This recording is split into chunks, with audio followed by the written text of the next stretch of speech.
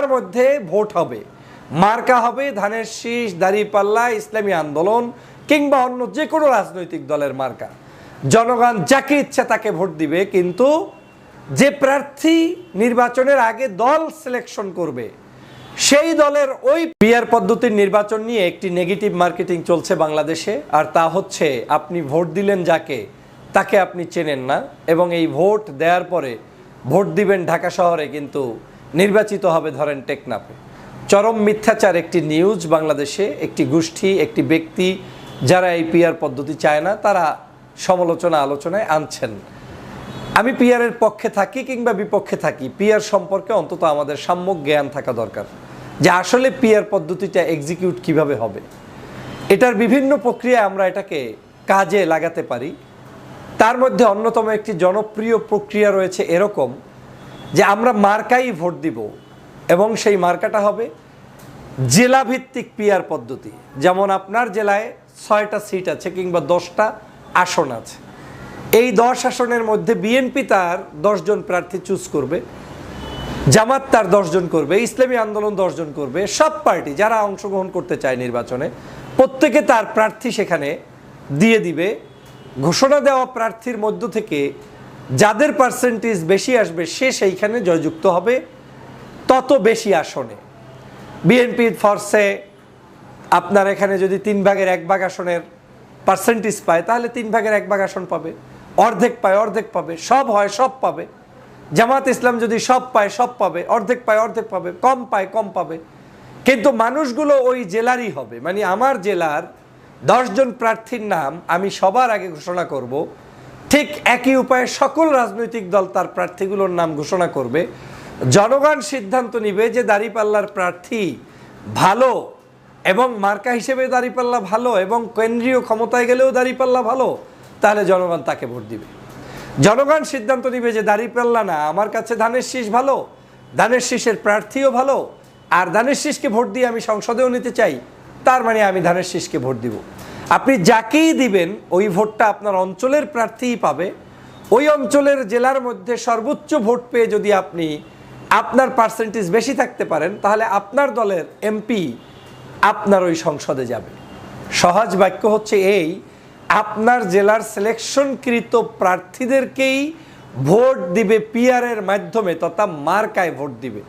আপনার জেলার মধ্যে ভোট হবে, মার্কা হবে ধানের শীষ, দাঁড়িপাল্লা, ইসলামী আন্দোলন কিংবা অন্য যে কোনো রাজনৈতিক দলের মার্কা। জনগণ যাকে ইচ্ছা তাকে ভোট দিবে, কিন্তু যে প্রার্থী নির্বাচনের আগে দল সিলেকশন করবে সেই দলের ওই প্রার্থীরাই নির্বাচনের পার্সেন্টেজের যখন বেশি আসবে, তখন তাদের ওই তালিকা থেকে 1, 2, 3, 4 সিরিয়াল করে তাদেরকে তারা সংসদে পাঠাবে। ফর এক্সাম্পল, বিএনপি যদি অর্ধেক পায়, তাহলে তারা 10টা আসনের মধ্যে 10 জনের নামের তালিকা জনগণের কাছে প্রকাশ করার পরে ওই 10 জনের আন্দাজ তো তারা ভোট পায় না, যখন পেল না, তখন ওই 10 জনের লিস্ট থেকে 1, 2, 3, 4, 5 ওই 5 জনকে তারা সংসদে পাঠাবে, এবং ওই 5 জনই ওই 10টা আসনের যে 5টা আসনের মধ্যেই তারা নেতৃত্ব দিবে। তাহলে আপনি ভোট দিলেন পিআর পদ্ধতিতে, কিন্তু আপনার প্রতিনিধি নির্বাচিত হলো কিন্তু আপনার বাড়ির আশেপাশের লোকটাই, যে লোককে বিএনপি ইতিমধ্যেই নির্বাচনের আগে জাতির কাছে প্রকাশ করেছে নাম, কিংবা জামাত কিংবা অন্য পার্টি যারা তার নামটাকে প্রকাশ করেছে। তাহলে এই প্রক্রিয়াটা কেন জনপ্রিয় হবে? জনপ্রিয় হওয়ার কারণ আছে। দুর্নীতিবাজ, সন্ত্রাস, চাঁদাবাজ, নৈরাজ্য সৃষ্টিকারী, অন্যায়কারী, খুন খারাপি, অত্যাচার, জুলুমবাজ কেউ তখন নির্বাচিত হতে পারবে না। কেন পারবে না? সব দলের জন্য চ্যালেঞ্জিং হয়ে যাবে যে আমার এই 6টা আসনে আমি প্রার্থী দিলাম এই 6 জনকে, আর একই জায়গায় আরেক পার্টি এই 6 জনকে দিল। যদি বিএনপির প্রার্থীর চাইতে জামাতের প্রার্থী স্ট্রং এবং তাদের জনপ্রিয়তা এবং ভালোবাসা বেশি থাকে, প্রার্থী হিসাবেও তাদেরকে মানুষ যোগ্য, শিক্ষিত মনে করে, তাহলে তারা উইন হবে। যদি জামাতের প্রার্থীর চাইতে আরেকটা পার্টির প্রার্থী ভালো থাকে, তাহলে তারা সেখানে উইন হবে। পাশাপাশি মার্কা হিসেবেও জনগণ চুজ করবে যে আমরা আগামীতে বাংলাদেশে কোন মার্কাকে ক্ষমতায় দেখতে চাই। তাহলে আপনি এক ডিলে 2 পাখি পেয়ে গেলেন। একদিকে আপনার পছন্দ যে আমি রাষ্ট্র ক্ষমতায় জামাত ইসলামকে দেখতে চাই, কিংবা ইসলামী আন্দোলনকে দেখতে চাই, কিংবা বিএনপিকে দেখতে চাই, আপনি তাকেই দেখতে চান। সেই ব্যক্তিকে যেমন আপনি ধানের শীষের মার্কায় ভোট দিয়ে বা দাঁড়িপাল্লায় ভোট দিয়ে আপনি আপনার মতের প্রকাশটা করলেন, পাশাপাশি আপনার এলাকায় ওই লোকটা নির্বাচিত হয়ে ওই এলাকারই তারা এমপি হবে, তাকেও আপনার এলাকাবাসী হিসেবে আপনি চিনেন, জানেন এবং তাকে নিলেন। তাহলে আপনাকে যারা মিথ্যাচার করছে এরা ভোকাস করছে, এরা পিআর নিয়ে আপনার কাছে একটা বিভ্রান্ত তুলছে। আমার কাছে তো মনে হয় পিআর যখন শুরু হবে তখন পিআরে বরং জনতার ঢল নামবে। এ কারণে জনগণ তখন আর কোনো ওই কে চোর কে ডাকাত, কাকে বাঁচবো না, কাকে দিব না এই চিন্তা না করে সরাসরি তিনি তার মার্কায় যেমন ভোট দিতে পারবেন, পাশাপাশি তার অঞ্চলের যাকে প্রতিনিধি হিসাবে ওই জায়গায় আগেই নাম প্রকাশ করা হয়েছে তাকেও আপনি আপনার কাছেই পেয়ে গেলেন এমপি হিসাবে। তাহলে আপনার সহজ পদ্ধতি আপনি বুঝে গেলেন। এবং এই প্রক্রিয়ায় নির্বাচন হয় পৃথিবীর বহু দেশে, তার মধ্যে অন্যতম জনপ্রিয় নির্বাচন হয় তুরস্কে, যেখানে এই জেলাভিত্তিক আপনার আগেই দলগুলো তার প্রার্থী বাছাই করে জনগণকে জানিয়ে দিবে, তারপরে সেই জনগণের রায়ের উপরে ভিত্তি করে, পার্সেন্টেজের ভিত্তি করে আপনার জেলার লোকই ওই অঞ্চলের এমপি হিসেবে থাকবে। এখন সিদ্ধান্ত আপনার, আপনি কোন পদ্ধতিতে নির্বাচন চান। পিআর পদ্ধতির এই নির্বাচন ছাড়াও আপনি এটাকে চাইলে বিভাগ ভিত্তিক করতে পারেন, যে না আমরা জেলা করব না, বিভাগ ওয়াইজ একই ফরম্যাটে বিভাগে আপনার তালিকা প্রকাশ করবেন, পার্সেন্টেজ অনুযায়ী আপনার বিভাগের লোকই ওই বিভাগের এমপি হিসাবে থাকবে। আর আপনি চাইলে ন্যাশনালিও করতে পারেন, সমগ্র বাংলাদেশ ব্যাপী, যে আমার প্রার্থীর কোনো বিষয় নয়, আমি ভোট দিব, মার্কায় দিয়েছি, যে কোনো একজন এমপি আমার এখানে এসে নেতৃত্ব দিতে পারেন। সেটা আপনার এই দলই 300 আসনের প্রার্থী ঘোষণা করার পরে আপনি সেখান থেকে দল যে কয়জনকে ক্ষমতায় যাওয়ার পরে সংসদে নিতে চায় সেটা তার ব্যাপার। আবার দল চাইলে, নির্বাচন কমিশন যদি মনে করে যে এই তালিকার মধ্য থেকে দল নিচের একজন ব্যক্তিকেও নিয়ে যেতে পারে, উপরেরও নিতে পারে, তাতেও আপত্তি নাই। এই জিনিসটা সম্পূর্ণ নির্ভর করবে আপনি আমি কোন প্রক্রিয়ায় ভোট দান করব এবং আমরা কোন প্রক্রিয়ায় সংসদে আমাদের মানুষদেরকে পাঠাবো। প্রথমেই আপনাকে বুঝতে হবে আমরা এমপি কনসেপ্টটাকেই ভুলে গিয়েছি।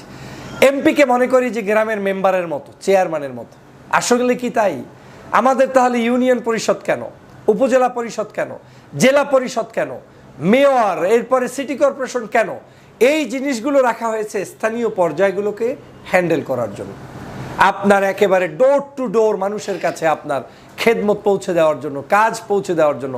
গভর্নমেন্টের কিছু জিনিস থাকে যেটা কমন, এই 64 জেলার 64 জেলাই সবাই কমনভাবে ভোগ করবে, এখানে কোনো দল পেশে কাজ হবে না। সংসদ সদস্যরা মূলত রাষ্ট্রের আইন করবে, রাষ্ট্রের সংস্কার করবে, রাষ্ট্রের বাজেট করবে, রাষ্ট্রের বড় বড় প্রজেক্টগুলো যেটা যেখানে দরকার সেটা নিয়ে তারা আলোচনা করবে, ডিবেট করবে। কিন্তু আমরা তাদেরকে কোণঠাসা করতে চাই গ্রামের মেম্বারের কাজের ভিতরে। আর সে কারণেই অনেকে প্রশ্ন করে আমি কাকে ভোট দিব, লোকটা আমার কিনা, আমার বাড়ির কিনা। সেই প্রশ্নের জবাব আমি ইতিমধ্যে দিয়েছি, যদিও এই প্রশ্নের জবাব আমার এই দ্বিতীয় জায়গায় বলা হয়েছে যে সংসদ সদস্য মূলত আপনার বাড়ির দুয়ারের সামনের মেম্বারি ইলেকশনের যে কার্যক্রম তার জন্য আদতে নয়। এই পদ্ধতি থেকে যদি আমরা বের না হতে পারি তাহলে এই বাংলাদেশে দুর্বৃত্তায়ন, সন্ত্রাস, নৈরাজ্য, চাঁদাবাজ, ক্ষমতা লিপ্সু, ক্ষমতা দখলদারিত্ব বন্ধ হবে না। কেন হবে না জানেন? এমপির মাথায়ও ধান্দা থাকবে, আমি এই অঞ্চলের এমপি মানে আমি এখানের গডফাদার, আমি এখানের সব কিছু নিয়ন্ত্রণ করব, আমার মাধ্যমেই সব হবে। তার মানে আপনি নিজেই একটা লোককে বাছাই করলেন আপনার উপরে জুলুম করার জন্য, অথচ তা হওয়ার কথা নয়। সংসদ সদস্যরা উন্মুক্ত থাকবে, রাষ্ট্রের সংসদ সদস্য থাকবে তিনি। আমাদের এই অভ্যস্ততা যখন হয়ে যাবে তখন অটোমেটিক আপনার সমগ্র বাংলাদেশেই আপনার এই সংসদ সদস্যর প্রথাটা জনগণ বুঝে ফেলবে, অ্যাডাপ্ট করে ফেলবে। জনগণ ভালোই বোঝে কিভাবে ভোট দিতে হয়। জনগণ তখন রব উঠবে আমি এই মার্কায় ভোট দিব, আমি এই দলকে ভোট দিব। আপনি যেই দলকে ভোট দিবেন আপনার ওই একটা ভোটের কারণেও আপনার একজন সংসদ সদস্য প্রতিনিধি সংসদে যেতে পারে যদি আপনার এই ভোটটাকে কাউন্ট করা হয়। কিন্তু এখন যে পদ্ধতি বিদ্যমান তাতে হচ্ছে কি, আপনি ভোট দিয়ে একটি দলকে প্রায় ধরেন 25% ভোট পাইল সারা বাংলাদেশ মিলে, কিন্তু স্থানীয় পর্যায়ে এসে একজন প্রার্থীর চাইতে কোনো আসনে বেশি, কোনো আসনে কম, এভাবে করে আপনি অনেক দুর্বৃত্তদেরকে সংসদে পাঠাচ্ছেন, ভালো মানুষদেরকে পাঠাচ্ছেন না। আবার এই পিআর পদ্ধতি আসলে দেখা যাবে পার্সেন্টেজের ভিত্তিতে যখন হবে তখন আর ওই রকম আপনি কম ভোট পেয়েও সংসদে গিয়ে মাতুব্বরি করার স্কোপটা আর থাকবে না। পাশাপাশি সকল রাজনৈতিক দল নির্বাচনে অংশগ্রহণ করে তার যদি সমর্থন থাকে তাহলে সে প্রতিনিধি হিসেবে সংসদে ঢুকতে পারবে। এটার পদ্ধতির পিছনে আমরা এরকম করতে পারি যে মিনিমাম 1%ও যদি ভোট পায় তারও প্রতিনিধি সংসদে যাবে। তার মানে কি দাঁড়ালো, একটা ছোট্ট দলও তার প্রতিনিধি নিয়ে সংসদে যেতে পারলো। অনেক দেশে এটাকে 4%, 5%-এর নিচে ভোট পেলে তাদেরকে কাউন্ট করে না, তার উপরে যারা পায় তারা সংসদে যায়। আবার অনেক দেশে আছে অতিরিক্ত পেয়ে গেছেন, কিন্তু সরকার গঠন আপনি করার জন্য যতগুলো সিট দরকার তার বাহিরে যা আসবে ওইটা অনেক সময় অনেককে আবার দিয়ে দেওয়া হয়। কিন্তু আমাদের বাংলাদেশের প্রেক্ষাপটে আমার কাছে মনে হচ্ছে সবচাইতে জনপ্রিয় পদ্ধতি হতে পারে এই পিআর পদ্ধতির 3টার যে কোনো একটা অপশন কাউন্ট করা। জেলাভিত্তিক পিআর, বিভাগ ভিত্তিক পিআর অথবা সেন্ট্রাল পিআর। প্রাথমিক পর্যায়ে আপনি যদি এমন করেন যে জেলাভিত্তিক পিআর, তাহলে এই যে কোশ্চেন আসছে যে আমার জেলার এমপি আমি চাই, সেটার সমাধান হয়ে যাবে। যদি আপনি আরেকটু ব্রডলি চিন্তা করেন যে না আমি বিভাগ ভিত্তিক পিআর করব, বিভাগের মধ্যেই আপনার সিট আপনার কাছে থাকবে, আপনি এমপি হবেন এবং আপনার এই পিআরের ভোট বিভাগ ভিত্তিক কাউন্ট হবে। আরও যদি উদার হয়ে এই এমপিদের মর্যাদা এবং বাস্তবতা, তাদের কাজ বোঝার দক্ষতা আপনার হয়, তাহলে আপনি ন্যাশনাল লেভেলের নির্বাচন সারা দেশে এই মার্কাই হবে এবং সারা দেশের মধ্যে যেই দল যাকে যেখানে চয়েস করবে সে সেখানে যাবে এবং সেটা পার্সেন্টেজের ভিত্তিতে যাবে। কিন্তু এই 3টার যে কোনো একটা অপশন আপনি নিয়ে কিন্তু করতে পারেন। কি কাজটা হবে? কাজটা হবে আপনার টাকার দৌরত্ব থাকবে না। অন্যায়ভাবে চাপিয়ে দিয়ে একজন এমপি আপনি বানাতে পারবেন না, বানালে সে আগামী নির্বাচনে আসতে পারবে না। আপনি চাইলেই একজন দুষ্ট মানুষকে নমিনেশন দিয়ে পাশ করাই দিতে পারবেন না। আপনি পারবেন যে আপনার হাতে ক্ষমতা আসছে, আপনি 25টা আসন পেয়েছেন, যাকে খুশি তাকে দেবেন, একবার দিতে পারবেন, দ্বিতীয়বার দিতে গেলে আপনার পার্টি আর রান করবে না, আপনাকে কেউ চিনবে না, ভোট দিবে না এবং আপনাকে ধোঁকাবাজ মনে করবে। এবং আপনি সেটা দিতেও পারবেন না, কারণ আপনাকে তো তালিকা আগে প্রকাশ করতে হবে। মানে আমার নির্বাচন আগামী মাসে, এই মাসেই আপনাকে প্রকাশ করতে হবে যে আমার দল থেকে আসলে কারা যাবে। তো জনগণ এখন দেখবে যে আপনার আসন থেকে আপনি চোরকে দিয়েছেন, ডাকাতকে দিয়েছেন, ভোট দিবে না। তো যত বড় দল হন, জামাত ইসলাম হন আর তাবলিগ জামাত হন আর হেফাজতে ইসলাম হন, খারাপ মানুষ দিলে আপনি ভোট পাবেন না। জনগণ সেখানে শিক্ষিত ভদ্র মানুষদেরকে দেখতে পারবে। আরেকটি জিনিস হচ্ছে এই নির্বাচনে খরচ হবে কম, সেন্ট্রালি মার্কার নির্বাচন হবে, ডিবেট হবে, জেলা পরিষদ কিংবা আপনার ডিসিএসপি মানে ইউনো এদের মাধ্যমে আপনার ডায়লগ হতে পারে, ওপেন ডায়লগ হবে।